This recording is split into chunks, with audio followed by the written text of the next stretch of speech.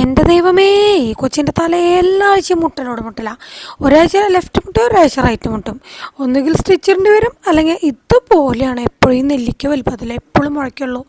ഇത് നമുക്ക് പപ്പയും മക്കളും കൂടി ഷോപ്പിങ്ങിന് പോയപ്പോൾ ഇവൻ ഓടി ഒരു ഡ്രസ്സിങ് ടേബിളിൻ്റെ അവിടെ എവിടെയാണ്ട് പോയി മുട്ടിയതാണ്.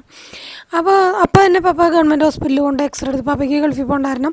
അന്ന് അവിടെ ചുറ്റിക്കും എന്നുള്ളതുകൊണ്ട് പ്രൈവറ്റിൽ കൊണ്ട് അവിടെ അഡ്മിറ്റ് ആക്കുമല്ലോ.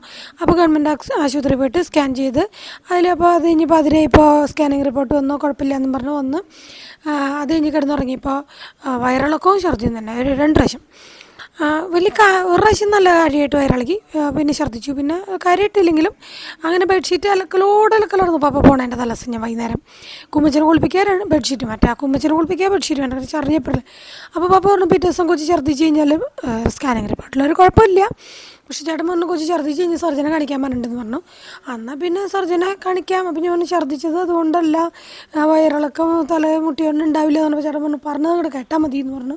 കൊച്ചിനും സർജനെ കാണിച്ചില്ലേ പറ്റില്ല എന്ന് പറഞ്ഞു. എന്നാൽ പിന്നെ പപ്പ പറഞ്ഞാലേ ഞാൻ അവിടം വരെ വിളിച്ചു വയ്ക്കും, എന്തായി കൊണ്ടുപോയി എന്ന് വെച്ച്.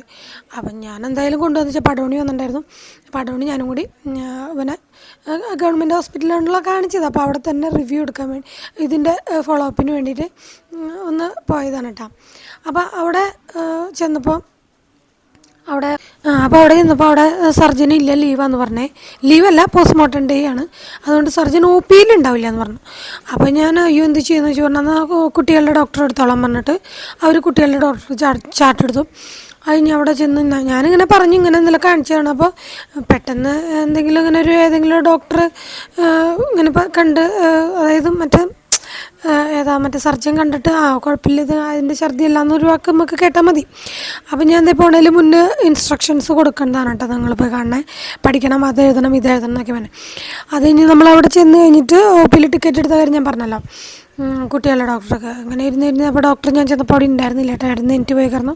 52 മറ്റേ നമ്പർ ഇട്ട് നിന്ന് കുറേ നേരം കഴിഞ്ഞപ്പോൾ കുട്ടികളുടെ ഡോക്ടർ വന്ന് നമ്മൾ കാണുകയാണ് ഡോക്ടറെ.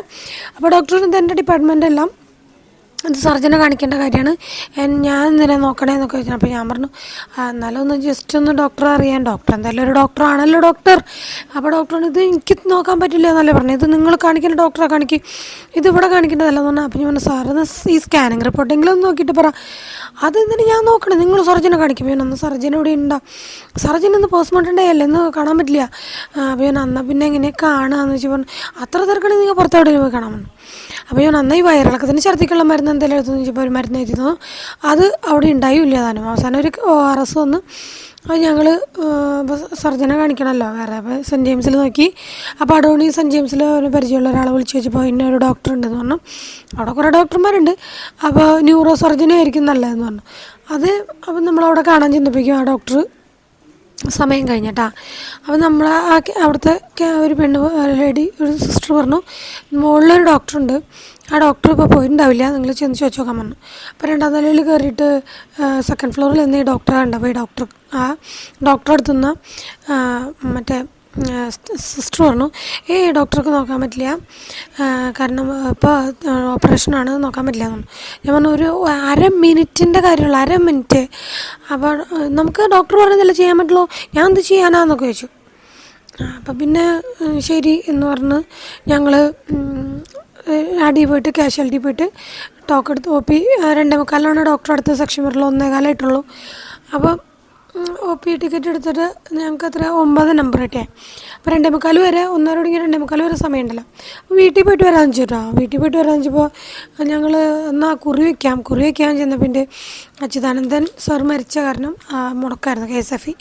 അത് കഴിഞ്ഞപ്പോൾ ഞാൻ ആലോചിച്ച് ഇനി വീട്ടിൽ പോയിട്ട് വരുന്നത് നഷ്ടമാണ്, ഡോണി 1:45 പറയല്ലോ, 2:30 വരെ അല്ല, 2:30 നമുക്ക് ഇവിടെ എത്താം. അപ്പോൾ ഞാൻ ഒരു കാര്യം ചെയ്യും, കുമ്മിച്ചിനൊരു കരിക്കും മേടിച്ച് കൊടുത്തിട്ട് നമുക്ക് ഭക്ഷണം കഴിച്ചിട്ട് ക്യാൻറ്റീനിൽ പോയി ഭക്ഷണം കഴിച്ചിട്ട് തിരിച്ച് ഡോക്ടറെ അടുത്ത് ചെല്ലാൻ പറഞ്ഞു. അങ്ങനെ പറഞ്ഞു പിടിച്ച് ഞങ്ങൾ അതിനിടയ്ക്ക് അങ്ങോട്ട് നടന്ന് കാർ പാർക്ക് ചെയ്യുന്നതൊക്കെ 1/2 കിലോമീറ്റർ ദൂരെയാണ് കേട്ടോ. കുമ്മച്ചനാണെങ്കിൽ ഒരു പീടിക്ക് അനുസരിക്കണില്ല. അതിനിടയ്ക്ക് അഡോണി ഗവൺമെൻറ് ഹോസ്പിറ്റലിൽ ഇരുന്നപ്പോൾ വെള്ളം വേണമെന്നുണ്ട്, വെള്ളം മേടിച്ചുകൊണ്ടിരാന്ന് പറഞ്ഞ് പോയിട്ട് അഡോണിയുടെ ഫോണും ഓഫായി. കുറേ നടക്കണം. ഇത് ഇവനാണെങ്കിൽ കുമ്മച്ചനാണെങ്കിൽ നടക്കൂല. അങ്ങനെ അന്നത്തെ ദിവസം എന്ന് പറഞ്ഞൊരു വൃത്തികെട്ട ദിവസമായിരുന്നു എന്ന് പറഞ്ഞാൽ. തലേദിവസം ഒരു പോളെ കണ്ണടച്ചിട്ടില്ല.